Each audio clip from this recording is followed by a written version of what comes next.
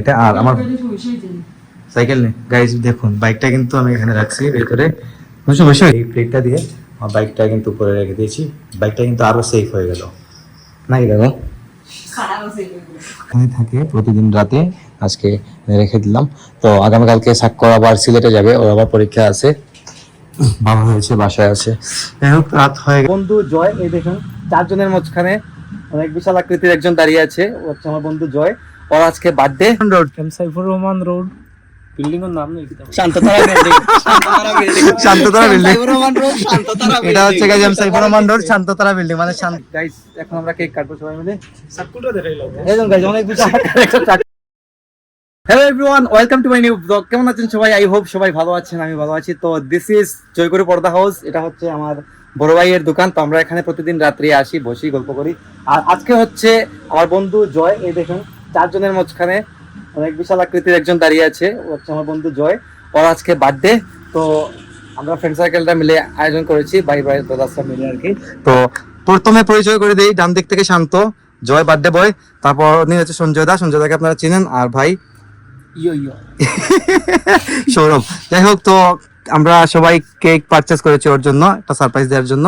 তো আমরা এখন কেক কাটবো। তার আগে আপনাদেরকে একটু দেখিয়ে দিই, এটা হচ্ছে আমাদের সঞ্জয়দার দোকান, অনেক বিশাল দোকান। আপনারা আসতে পারেন যদি পর্দা পারচেজ করতে চান, এখানে আপনারা অনেক কিছু পেয়ে যাবেন, পর্দা থেকে শুরু করে ফোম টোম সব কিছুই। তো এটা ঠিকানা কি বলো, তুমি বলো ঠিকানাটা বলো। M Saifur Rahman road, Saifur Rahman road, building এর নাম নেই, শান্ততারা বিল্ডিং। শান্ততারা বিল্ডিং, এটা হচ্ছে guys Saifur Rahman road Shantatara building, মানে শান্তর মার্কেট। যাই হোক, তো আমরা এখন কেক কাটবো। তো সবাই মিলে আমরা কেকটা কাটি নাকি গাইস? এখন আমরা কেক কাটবো সবাই মিলে। সাকুটা দেখাইলো এইজন গাইস, অনেক বিশাল একটা চাকু আর কি। কেকটা কিন্তু একদম ছোট, আর চাকুটা অনেক বিশাল। আমার চাকুটাও বিশাল। Okay okay okay. Happy birthday to you, happy birthday to you, happy birthday to you Joy, happy birthday to you. আতাই লাট লাট লাট লাট গাইস, কথা কি মোমবাতি আনে নাই? ধর বেটা মোমবাতি দিকে দাঁড়িয়ে, কেক কাটতে বেটা মোমবাতি দিকে দাঁড়িয়ে। তো গাইস কেক কাটিয়ে ফেলেছে কিন্তু মোমবাতি আনা হয় নাই। তুমি নিবাইলে তো ভাই নিবি দেইবো, তুমি চালাইতা, তুমি হ্যাঁ, চালাও। নিবাইলে নিবি শুভ, নিবাইলে রাইট কথা, নিবাইলে তো নিবাইলে তুমি নিবাইলে নিবাই দিছো, তুমি চালাও ভাই। তুই চালাই রাখতে পারবি না। ওকে ওকে, কেক খাওয়াই দাও একজন একজন রে। তো গাইস এখন কেক খাইয়ে দিবে শান্ত জয়কে। নোংরা নোংরা হাত নোংরা কিন্তু খাইয়ে দিচ্ছে ঠিকই।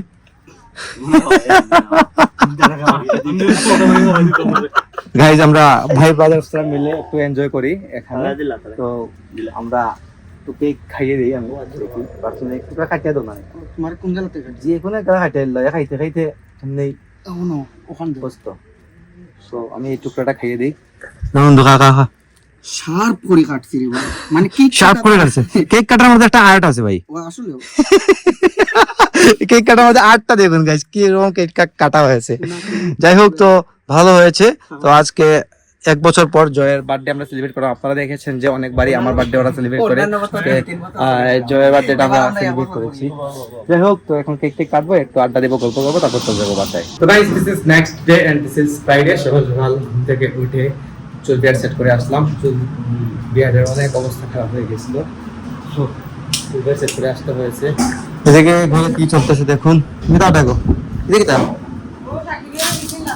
হ্যাঁ হ্যাঁ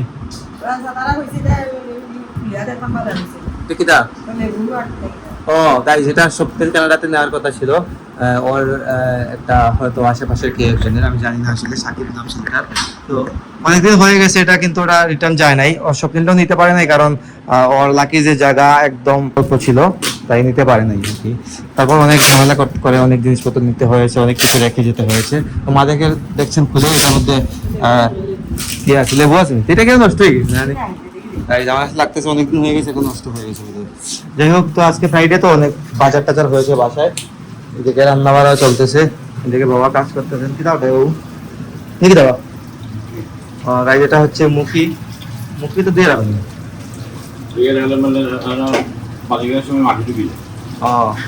মুখে, এগুলা ধুয়ে রাখতেছেন। এদিকে পেঁয়াজ রসুন এগুলা মাছ ভাজি করে রেখেছেন, রান্না বাড়া চলতেছে, ভাত হচ্ছে। তো রান্না বাড়া হচ্ছে আর কি, কিচেনের মধ্যে যা হয়। দীপন ভাই আছে, হেল্প করতেছে। এদিকে মা এটার টেপ খুলতেছেন। আম কইলেন আম আছে। ও গাইস, এদিকে আম কেটে রেখেছেন আমার জন্য, আম খাওয়ার জন্য। আম খাবো। এই দেখুন, এটা একটা পরে গেছে যেটা, সমস্যা নাই, এটা ভালো জায়গায় আছে।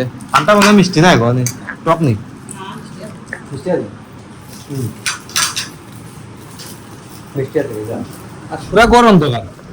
হ্যাঁ, আজকে কিন্তু আমাদের পুরা গরম অন্ধকার। আমাদের আইপিএস এর সমস্যার কারণে এই লাইটগুলো জ্বলছে না। এটা আবার ইলেকট্রিশিয়ান দেখিয়ে এটা ঠিক করতে হবে। যাই হোক, এখন পার্কিং এর দরজা খোলা, গাড়ি কিন্তু গাইজ আমাদের বাইরে আছে। চাক্কর মধ্যে বাড়িছে সাইকেল দিয়ে জানি। হ্যাঁ ওই রেডি আছো গাইজ? তোমার কাজটা দেখুন, দরজা খোলা, এই দেখুন পার্কিং এর, এই দেখুন গাইজ এটার সামনের যে কেসি গেটটা আছে এটাও খোলা, সব খুলে রেখে গেছে। কি দেখো, কি দেখো? প্রচুর লেন দেবো নিচে তো।